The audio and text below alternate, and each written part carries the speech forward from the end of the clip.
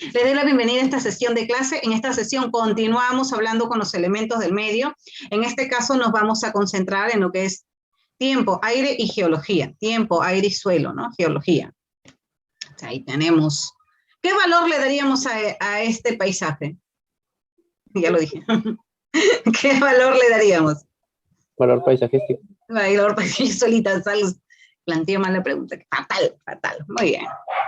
Al término de esta sesión, se busca que ustedes sean capaces de poder reconocer los elementos del medio basándonos en estos aspectos: tiempo, calidad de aire y de geología, igual con las exposiciones que tenemos pendientes, que son para reforzar la clase. Y jóvenes, dentro de los elementos del medio es parte del inventario ambiental. Recuerda que para un inventario ambiental no solamente nos basamos en lo que es flora y fauna, no, ambiental es otros elementos más, empezando desde el paisaje.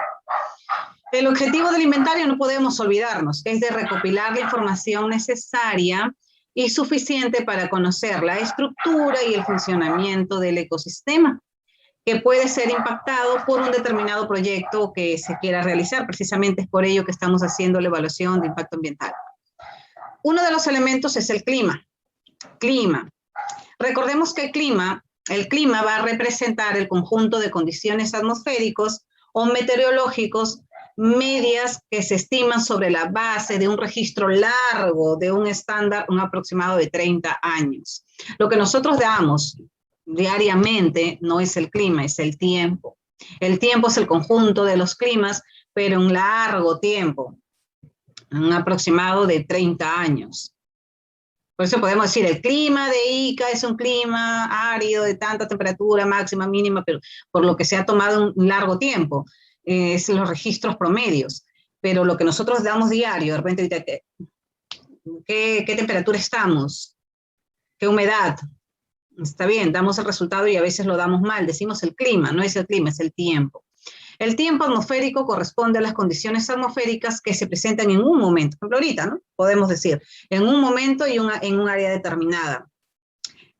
¿Qué es lo que se ve en el tiempo? La temperatura, la humedad, viento, precipitaciones, insolación, periodo de heladas, etc. Pero no te olvides, clima es en largo tiempo, mientras que tiempo es en un momento dado, un momento determinado. Entonces el clima puede variar dependiendo de la escala geográfica en la que el observador se encuentre. Entonces depende mucho de cómo lo estás reportando tú. Se puede clasificar en 3 grupos. El clima puede variar dependiendo de la escala geográfica en la que tú como observador te encuentres. Puede ser que estemos viendo a nivel grande, ¿no? A nivel de macroclima, mesoclima o microclima. Solo un árbol proporciona un microclima. Solo una piedra proporciona microclimas. Por ejemplo, jóvenes, no sé si ustedes se habrán dado cuenta, y si no, cuando salgan a campo, observen, si hay un cactus, una planta de cactus. El cactus va a tener sus raíces ramificadas y en algunos casos raíces pivotantes y ramificadas, ambos en una sola planta. ¿Y qué es lo que va a hacer la raíz ramificada? Va a busca una piedra, busca una roca. Si tú escarbas, vas a llegar hasta que des con un cactus. ¿Por qué? Porque mientras la raíz principal busca el agua de la napa freática, las raíces secundarias o las raíces del tipo ramificada van a buscar el microclima que se forma en una piedra. Sabemos que es un sólido frío en la noche y que durante el día se calienta. Entonces aquí, si hay neblinas, por ejemplo, al chocar con una piedra que es fría, se va a formar una licuación y esas microgotas de aguas es captado de manera inteligente por las raíces de muchas plantas, empezando por los cactus. Entonces, siempre al costado de una roca vamos a encontrar un cactus, o bien a su costadito, o bien que su raíz esté llegando. Entonces, un microclima lo puede formar, como dice el término, un solo árbol puede formar su microclima, una roca, etc. Entonces, cuando hablamos de clima podemos hablar macro, meso y micro. En un macro, entendamos, ¿no? Los climas grandes, se refiere climas a zonas extensas, zonas muy grandes, sirviendo de base para que se puedan clasificar las zonas climáticas. Hay clasificación en base a las zonas climáticas, como podemos hablar de las zonas polares, las zonas templadas, montañosas, mediterráneas, áridas, subáridas, tropicales y subtropicales. Nosotros aquí en Ica, hablando desde el punto de vista macroclima, ¿cuál sería nuestra clasificación? Como macro. Desértico. Desértico, muy bien. Semana número 5. ¿Me das tu apellido, un favor? ¿Mío? Cabero. Sí.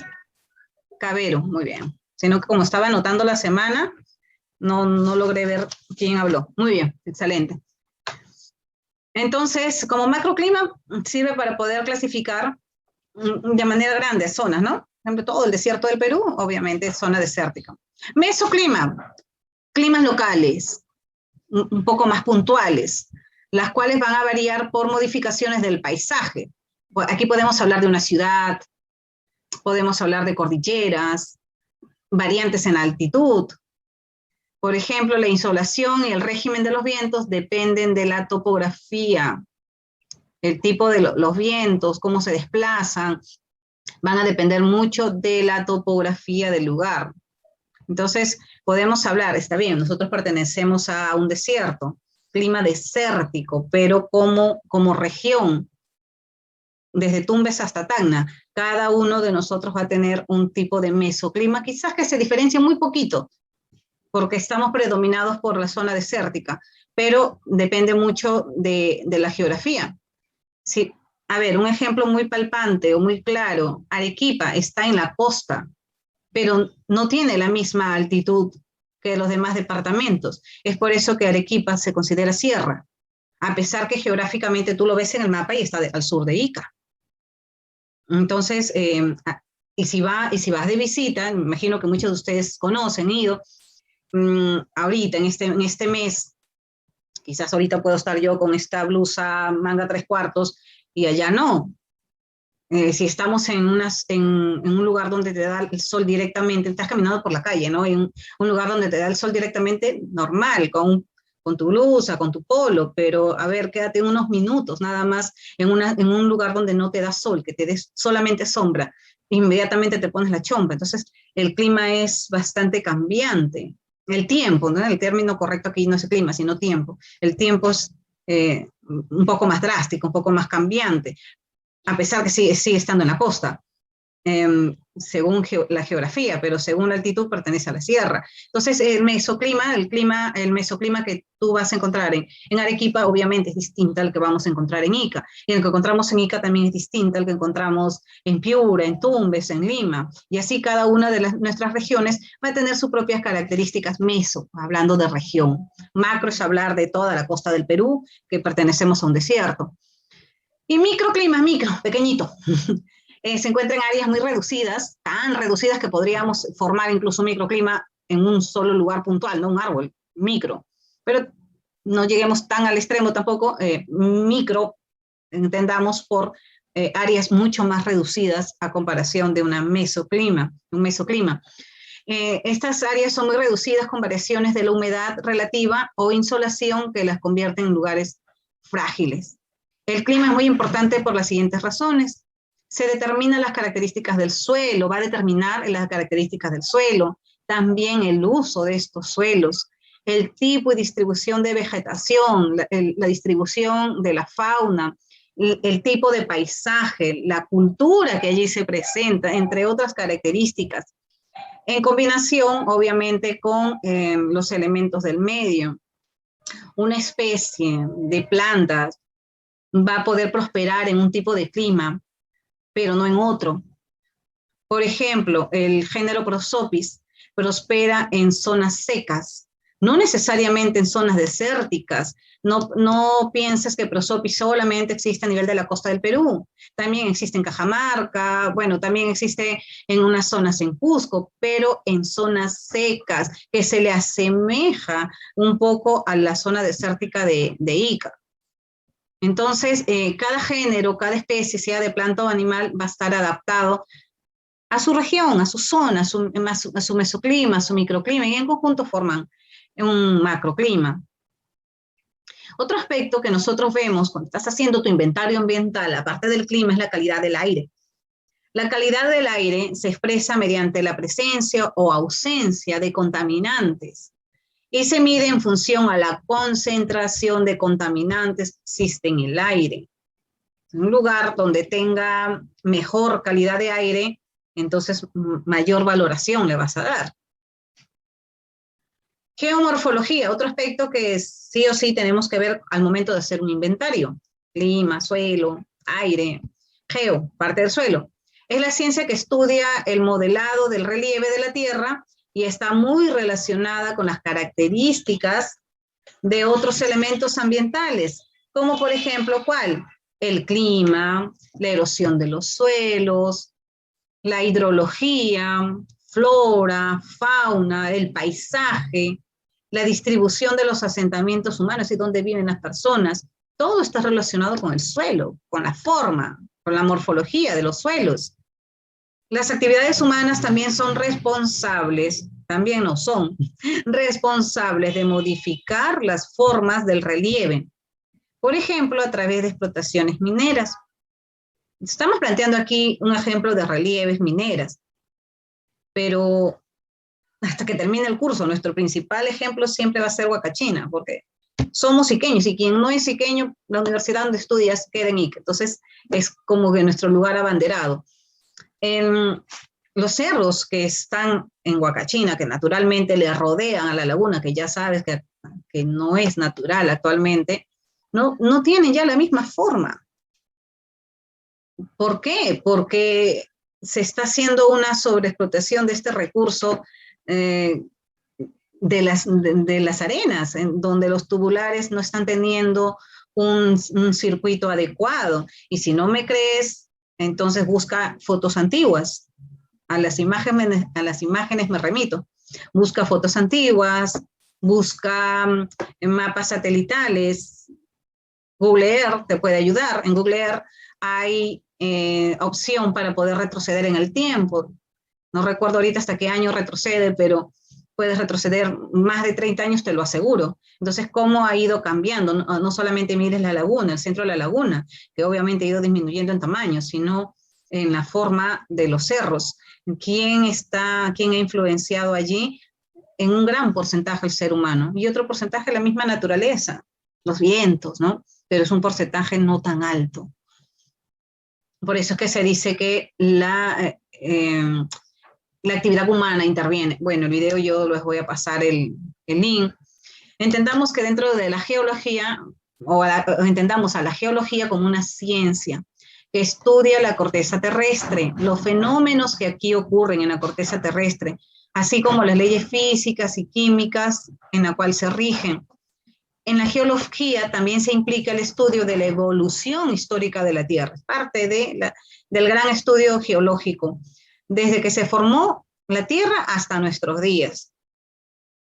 En la geología se va a investigar también las rocas, los minerales, la corteza terrestre, en comparación con otros cuerpos celestes y con otros planetas, es parte de los estudios geológicos, el origen, distribución, composición de los procesos que se hayan dado lugar en la formación geológica. Dentro de los estudios geológicos se tienen en cuenta los inventarios ambientales.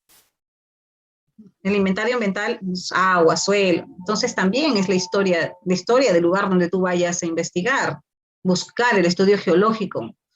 ¿Por qué? Porque es importante en el momento de elegir si el proyecto va, no va, si el lugar apropiado es o no. Yo quiero hacer un proyecto aquí, entonces, ¿qué historia geológica tiene? ¿Está correcto o sería correcto que se instale aquí este proyecto? No solamente es ver flora y fauna, es flora, fauna, suelo, paisaje, geología, historia. ¿Y qué efectos ocasionarían? Por ejemplo, esta imagen es una imagen del Cañón de los Perdidos, aquí en Ica. Si no has tenido la oportunidad de visitar, al menos por tu cuenta, intenta ir. Caminando no, en una camioneta de todas maneras o en una especie de tour. Tienes que conocer lo que tenemos en nuestra región, de todas maneras. Como dice, lo nuestro primero y después el resto. Otros caracteres dentro de la geología que se deben de tomar en cuenta son: Una, la capacidad portante o comportamiento mecánico, el potencial acuífero, seguimos hablando de suelos, erodabilidad o erosidad, o sea, qué tan erosionado es este suelo. Capacidad importante o comportamiento mecánico se refiere a la capacidad que tiene el sustrato de soportar el peso de una infraestructura. Por ejemplo, chicos, aquí en Ica, nuestro suelo es altamente sísmico. Altamente sísmico. Antes de hacer un proyecto, por ejemplo, de casas, de inmobiliarias, se tiene que hacer un correcto estudio de suelos y también un correcto estudio de qué tan profundo está la napa freática allí y si eso anteriormente ha sido un río. Habrán pasado los años, de repente el propio ser humano tapó el río, ahora tiene otro curso, desvió el curso del río, o tal vez solito, ¿no? Solito se ha ido desapareciendo, pero hay un dicho, ¿no? Que si el río fue, el río regresa. Y eso ha pasado en inmobiliarias como Yacta. Entonces, no hace 30 años o 50 años, por aquí no pasa nada, no pasa agua, pero sí pasaba y se inundó hace como 2 años, si no me equivoco, 3. Entonces, es no jugarse con la naturaleza, con la geología. El hombre, bueno, hablando de hombre, estamos hablando del ser humano. El ser humano trata de desviar todo, de cubrir todo, pero la naturaleza regresa. Pretendes hacer un edificio sin pocas bases y quieres hacer un edificio y lo haces muy bonito, todo lindo. Al primer temblor se te cae todo y toda tu inversión y todo el proyecto, la gente que iba a vivir. Entonces, siempre es importante ver el suelo, las características del suelo, si este suelo soportará lo que yo quiero hacer. Y un claro ejemplo es las construcciones de viviendas. Otra característica que hay que ver en los suelos es el potencial acuífero también, bueno, a nivel de todo, ¿no? De todo el paisaje. El potencial acuífero es la capacidad que tienen las rocas subyacentes de almacenar agua. Bueno, si hay potencial acuífero o no, qué tan erosionado puede llegar a estar este suelo. Analiza la capacidad de modificarse por la acción de los agentes moderadores como el agua, el hielo, el aire. Presencia de fracturas o fallas geológicas. Susceptibilidad. ¿Qué tan susceptible es este suelo? Este suelo es altamente alcalino, quizás altamente ácido, tóxico. Todo eso se tiene que ver. ¿Qué otros aspectos se observan en el suelo? Se tienen que observar los aspectos de la concentración mineral y recursos energéticos. De repente queremos que se quiere hacer una producción, se quiere hacer una empresa o algo en un lugar donde hay mineral que se puede extraer. Y algo muy, muy importante cuando veamos la parte geológica es la singularidad. Este lugar, ¿qué tan singular es? En la singularidad se determinan las áreas de interés geológico con fines didácticos, históricos.